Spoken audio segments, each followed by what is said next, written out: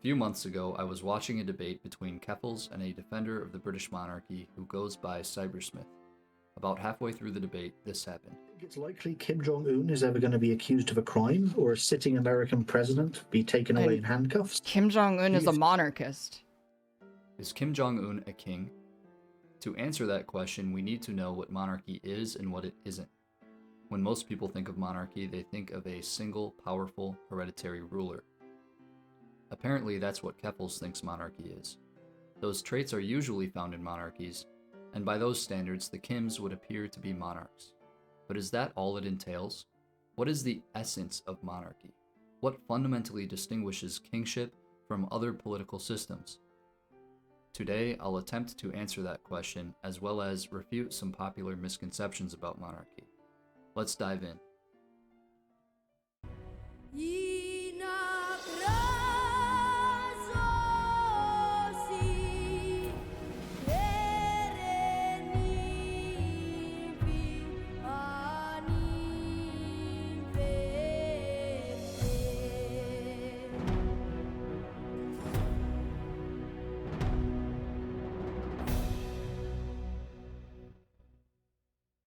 First, let's talk about what monarchy isn't.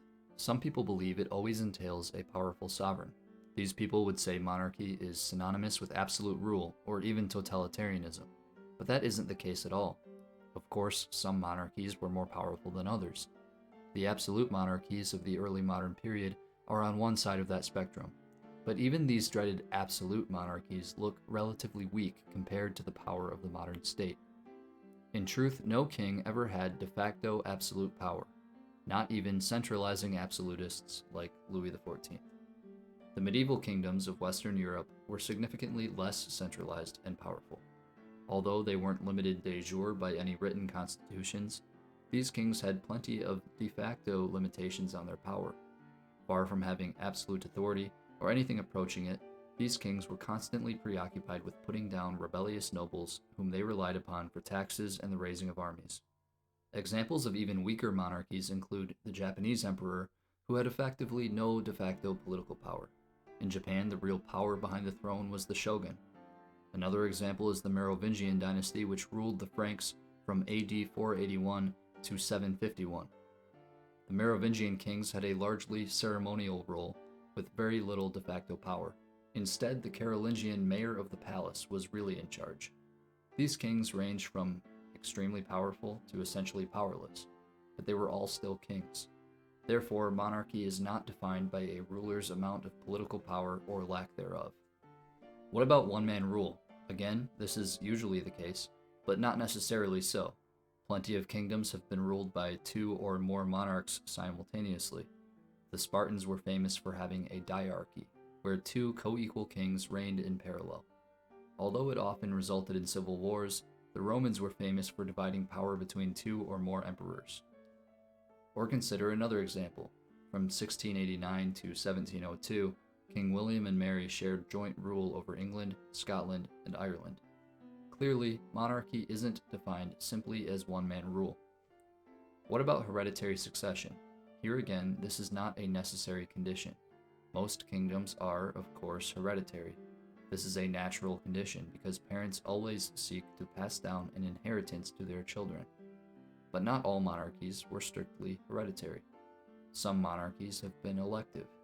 Examples of this include the Anglo-Saxons, the Holy Roman Empire, and the papacy.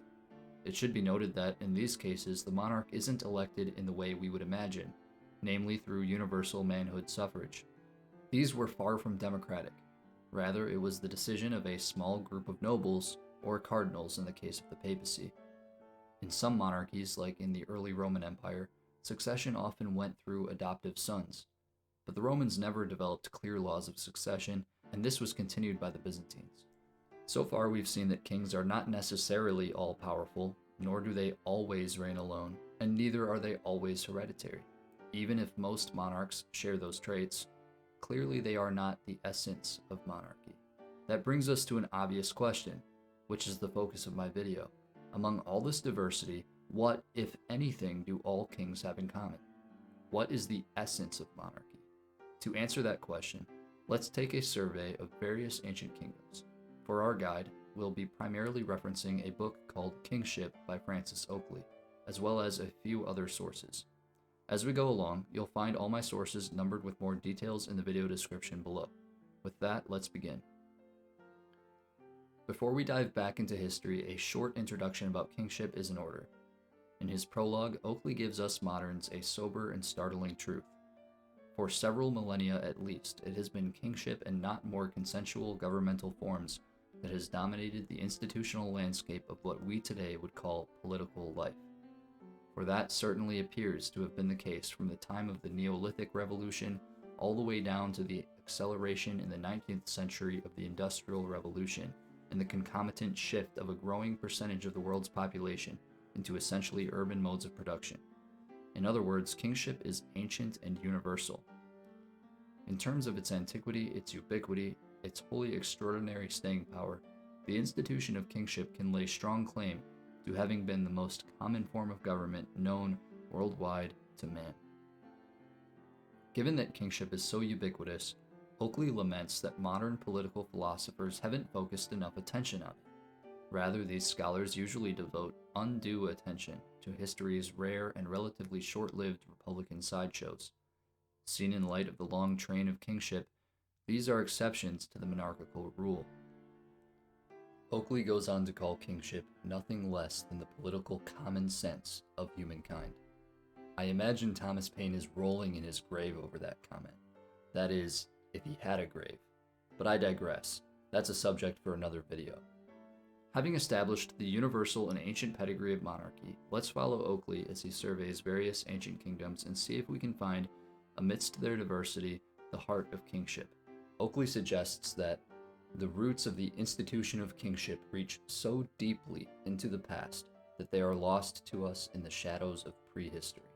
Historians have sometimes speculated that some of those roots might extend to the powers accruing over countless generations, to wonder-working shamans, and to the heads of clans or lineages. Next, he sweeps across the ancient world's earliest known civilizations, all of which were monarchical. The Near East was home to Egyptian pharaohs and Sumerian kings. The Mediterranean world saw the Minoans and Mycenaeans of Greece, and the Canaanites of the Levant. Europe was host to Celtic and Germanic kings long before the Christian era. East Asia had monarchies in China, Japan, and Korea. Sub-Saharan Africa had a myriad of kingdoms dotted across the continent. Even remote civilizations in the Americas, far across the Atlantic, were monarchical, like the Mayans, Aztecs, and Incas. Oakley emphasizes, as I have, the vast diversity of these various monarchies. Some kings were powerful leaders entrusted with the military protection of their people. Others delegated this authority to others, and were largely ceremonial, with little of what we would call political power. Recall the examples of the aforementioned Merovingian dynasty and the Japanese emperors. Let's take a closer look at the Merovingian kings.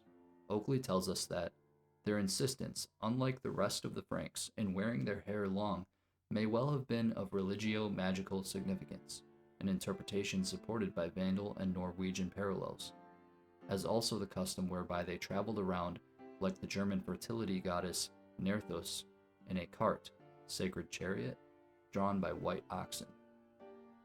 Pepin the Short, who was mayor of the palace, finally deposed the last Merovingian king, Childeric III, in AD 751. But the way he deposed Childeric is very telling. He went about it by having both Childeric and his son shorn of their long hair and incarcerated in a monastery. At the same time, he himself was ritually anointed as king.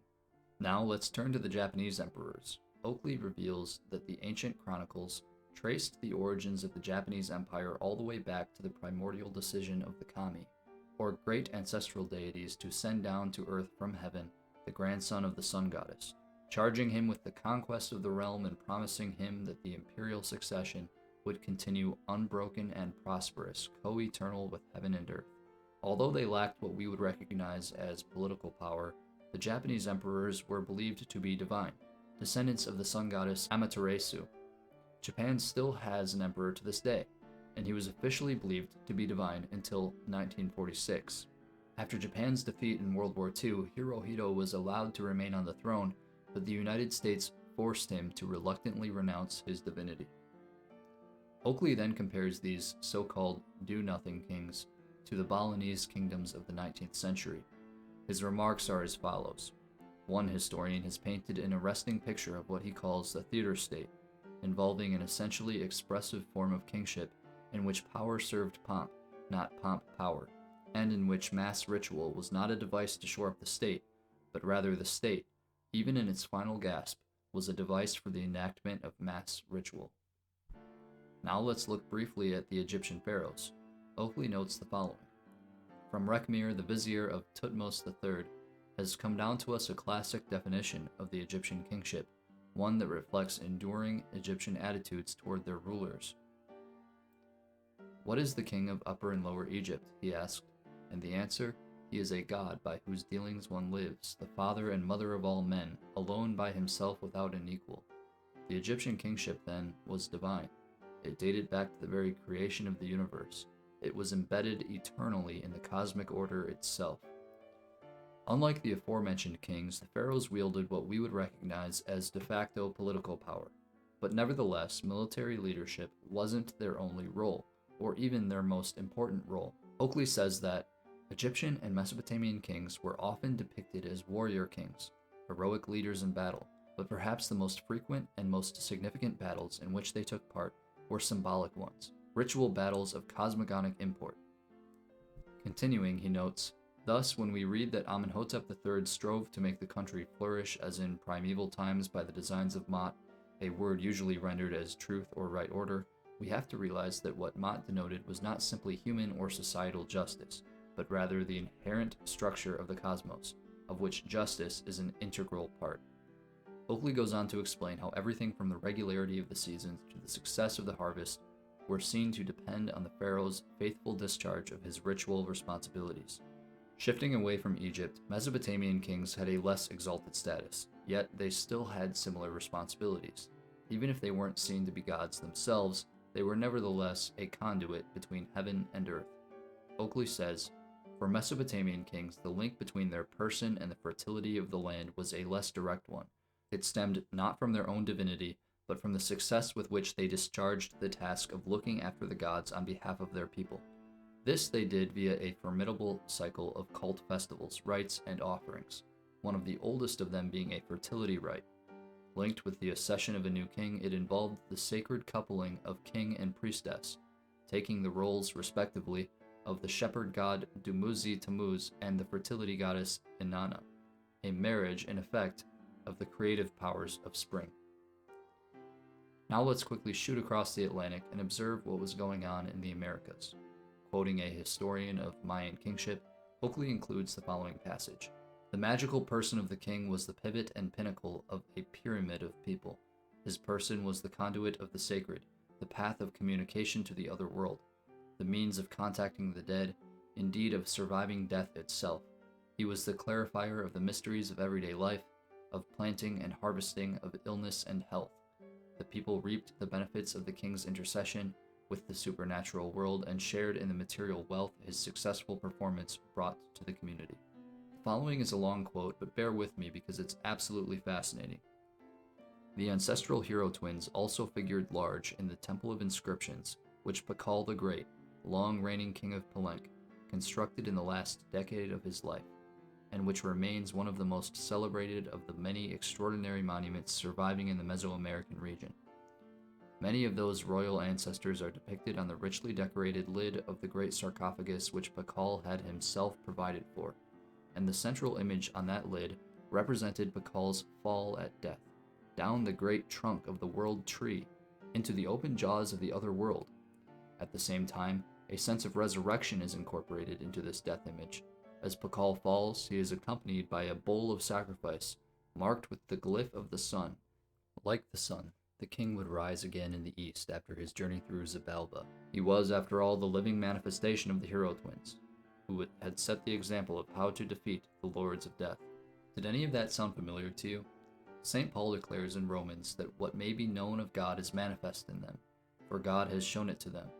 For since the creation of the world his invisible attributes are clearly seen, being understood by the things that are made, even his eternal power and Godhead. Many people interpret this passage as a support for natural theology. These folks think Paul is merely saying that the existence of a creator God is evident in nature. But in fact, Paul is saying something far more profound. He's saying that the pagan nations were given indirect revelation of Christ in the created world. The 12 constellations are the 12 tribes of Israel and the 12 apostles. The sun is Christ, who falls only to rise again. The moon is the holy Theotokos, who reflects the light of her sun. Divine revelation of this kind is precisely how 3 Zoroastrian astrologers, the Magi, knew to come visit the newborn King Jesus Christ. As it turns out, the pagans were not totally bereft of God's revelation to man. I can't go too far down this rabbit trail, but for more on this, see the Orthodox Troparion for Nativity, and listen to the Lord of Spirits podcast from December 2020 titled Taught by a Star to Worship the Sun of Righteousness. Finally, let's take a look at the Chinese emperors.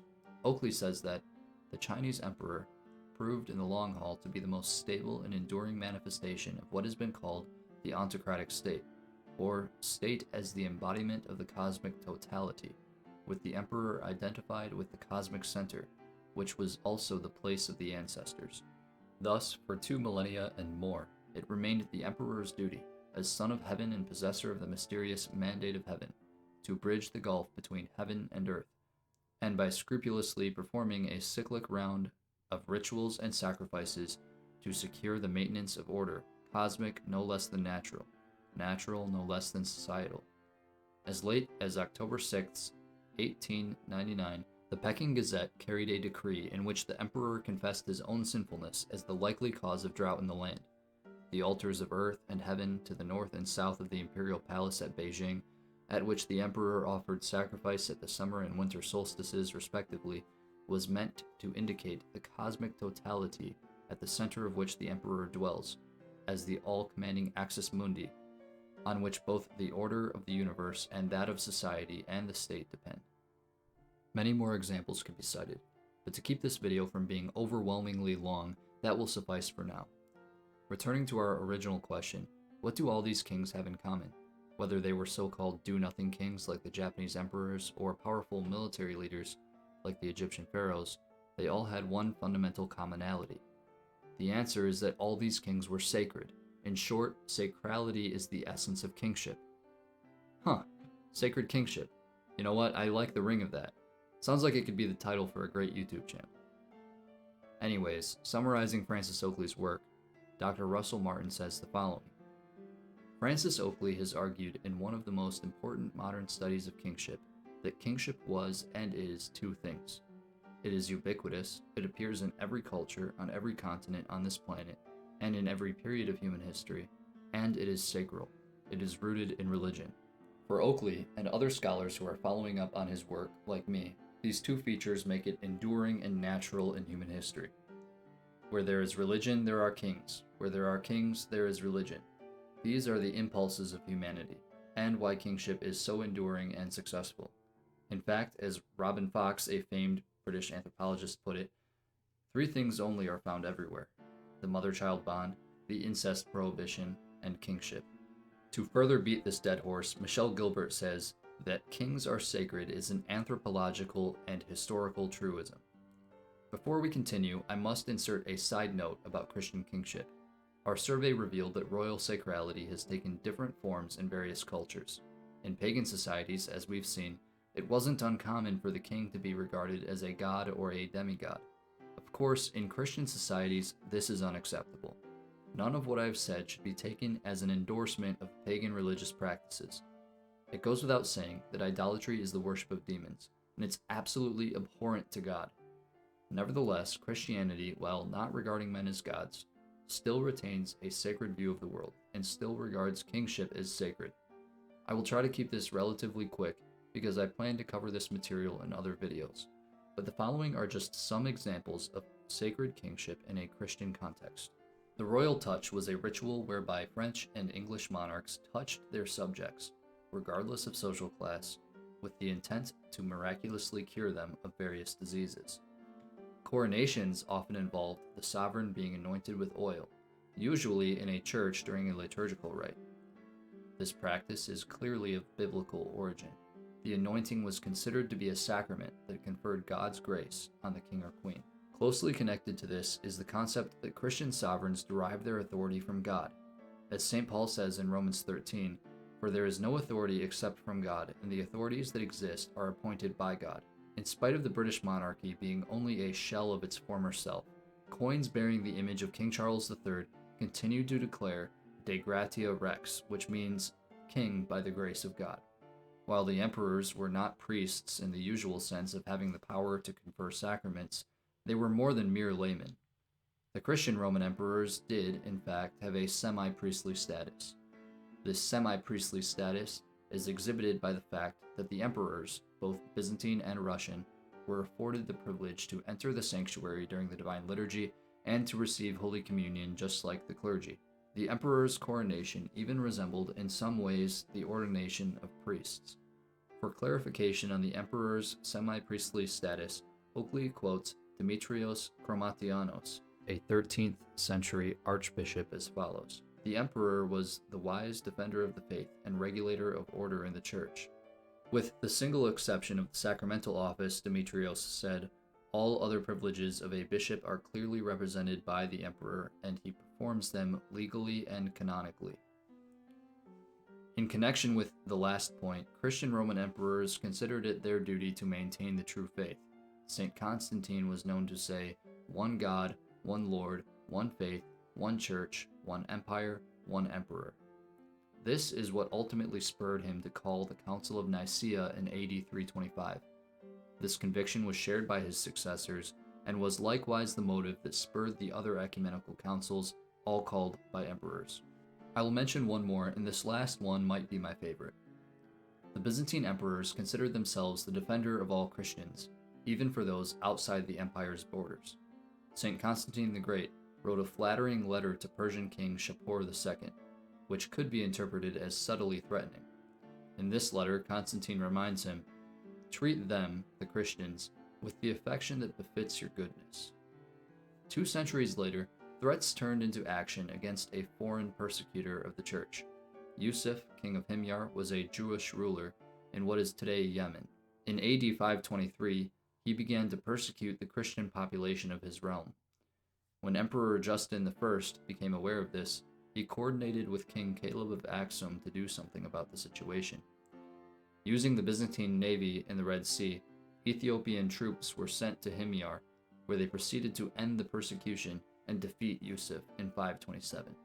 For a very entertaining rendition of that story, click on the link above. Several other examples could be cited, and I plan to make more videos covering these subjects in further depth, but suffice it to say that sacred kingship is not inherently pagan. Christians correctly rejected the pagan idea of god kings. They saw their sovereign as only a man. Yet, while remaining just a man, the king is nevertheless an icon of Christ, the King of Kings. In the exact same way, icons are merely wood and paint that become sacred windows to heaven by their resemblance to heavenly prototypes, Christ and the saints. Kim Jong Un may indeed be a single, powerful, hereditary ruler, but by now it should be abundantly clear that he isn't a monarch. Un's regime is overtly atheistic. He's a communist dictator, after all. He doesn't even claim to be a monarch, but even if he did, self-identification alone isn't enough. Napoleon Bonaparte tried to present himself as an emperor, but Napoleon was as much an emperor as Caitlyn Jenner is a woman. In truth, Napoleon was more similar to 20th century dictators than he was to the Orthodox Tsar or the Catholic Holy Roman Emperor. Like those 20th century dictators, Napoleon was a populist and a demagogue. Despite his faux coronation, Napoleon explicitly legitimated his reign by appeals to the people through plebiscites, also known as referendums. The kings of Europe, by contrast, claimed to rule by the grace of God. They saw right through Napoleon's ruse. They knew that he was no true emperor, and they knew that if Napoleon won, it would mean the spread of the ideals of the French Revolution and the death of the monarchical ideal.